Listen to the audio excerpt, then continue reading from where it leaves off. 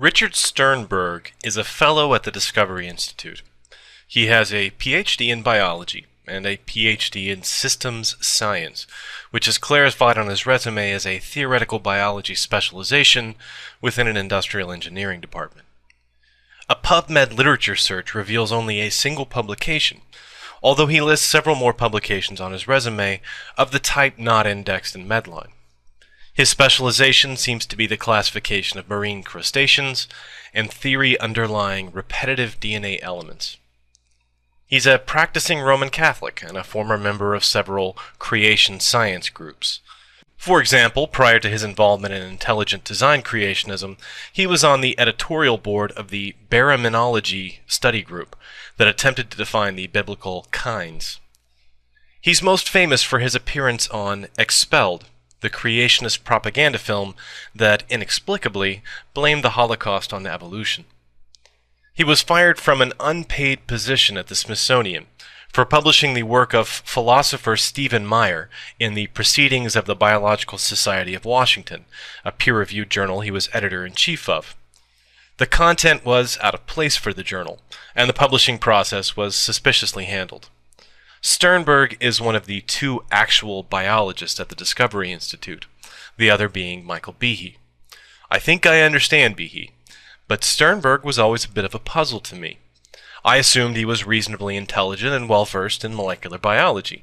He worked at the NCBI, the Central Repository for Genomics Data, as a curator of fish and crustacean databases. This is why I was astounded when, on the Discovery Institute blog Evolution News and Views, he made the kind of blunder a first-year graduate student might make. Here's the statement. So let's do the math. At least 90% of gene transcripts undergo alternative splicing, and there are at least 190,000 introns in the human genome. That means we have at least 0.9 times 190,000, or 171,000 introns, that participate in the alternative splicing pathways available to a cell. Let me explain a bit. The Discovery Institute are obsessed with junk DNA. It doesn't fit with the creationist idea of supernatural design, so they wait for any evidence for the slightest function of any non-coding DNA, and when that happens, they pounce on the article and crow about how they predicted this result. They're passive spectators on the sidelines of science, making no contributions to the body of knowledge, but taking credit for the actions of the players. Junk DNA has a very important function to play. It spaces genes, absorbs mutations that would otherwise be harmful, and a very small percentage of it has structural and regulatory roles in the cell. It's been called junk, not because it has no role, but because we can delete it and replace it with any other sequence without effect. Sometimes scientists identify new roles for this non-coding sequence, and a recent discovery found that a lot of it was being transcribed into RNA. This is far from saying that it was doing anything important, but this is still an area where we might expect further developments or discoveries. I should point out that a Medline query for junk DNA returns 103 papers since 1972. It's not a term used by scientists because it's not very descriptive of exactly what we're talking about. I've already made a video on this topic, and I don't want to flagellate a deceased equine. Suffice it to say that junk in this sense refers to something that is not currently in use, but not trash. We go to junkyards to find parts for reuse. We store our junk in closets and attics. We're not currently using it, but it's not useless. What Sternberg is specifically addressing is a comment by a scientist, Steve Matheson, in a debate with philosopher and apologist Stephen Meyer, another fellow of the Discovery Institute. Matheson was responding to Meyer's assertion that introns have functional roles in the cell. What are introns? Inside of the parts of our DNA that code for proteins are little chunks of sequence that get made into RNA, but don't actually contain information about how to make that protein. These non-coding sequences, called introns, have to be removed to make a functional or mature mRNA. This is called splicing, and the products are called splice variants, because they vary in how they are spliced back together.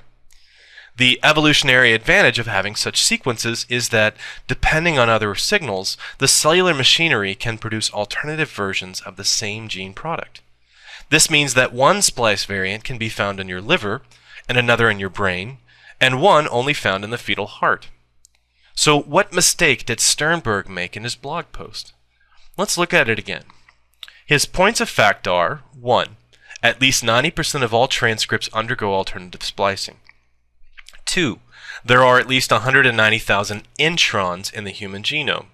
Therefore, 0.9 times 190,000 or 171,000 introns are involved in alternative splicing. Can you spot the mistake? How about if I create an analogy with the following facts? 1. There are up to 100 fatal vehicle wrecks in Seattle every year. 2. Vehicles can hold up to 24 people, as in the case of buses. 3. Therefore, 2,400 people die every year in vehicle wrecks in Seattle. Now, that certainly sets an upper limit for the number, but it confuses vehicles with passengers. Using vehicles and assuming a very high value for passengers is a transparent attempt to come up with a very high value, especially when we could come up with a more accurate figure using other data. Realistically, most of those vehicles only contained one or a few passengers. We could even estimate more accurately from the average number of passengers per car. In the case of alternative splicing, only a single intron must be removed to include it in this category. There are, on average, about 8 introns per gene. Sternberg's figure assumes that every possible intron is involved in alternative splicing, assuming the theoretical maximum. The lower bound, using Sternberg's figures, is 22,500. Using more realistic figures, the number of introns involved in alternative splicing is probably between 1,000 and 10,000, not 171,000 as Sternberg suggests. This is a rather substantial error. Some other bloggers pointed out his mathematical errors, and Sternberg, to my great amusement, repeated the same mistake in a second post, but this time using a slightly different variation of the same error. But he's still multiplying a percentage of genes times a number of introns and ignoring the fact that most of the introns in an alternatively spliced transcript are uninvolved in the process. Conveniently, that makes his numbers very high, which suits his position. It's not just the error that's embarrassing, it's the fact that he doesn't see the basic flaw in his assumptions. Every single intron in a gene isn't involved in alternative splicing any more than every car on the highway is packed to capacity with passengers. Now, I make a lot of errors of this nature. I've made more than my share in my videos, and my thanks to those of you who corrected me. I'm surprised at Sternberg's lack of understanding of alternative splicing, but I think it's the second post that reveals something a bit deeper about him. A good scientist always allows that they may be wrong. There's a humility in professional science. We're often passionate about our topics, but when confronted with a mistake, it's a matter of scientific honor that we confess, correct, and confirm, a phrase I learned from my graduate advisor. We admit the mistake, correct it, and verify that the new version is accurate. Being bullheaded and stubborn is not a scientific virtue, and it's been the downfall of many a scientific career.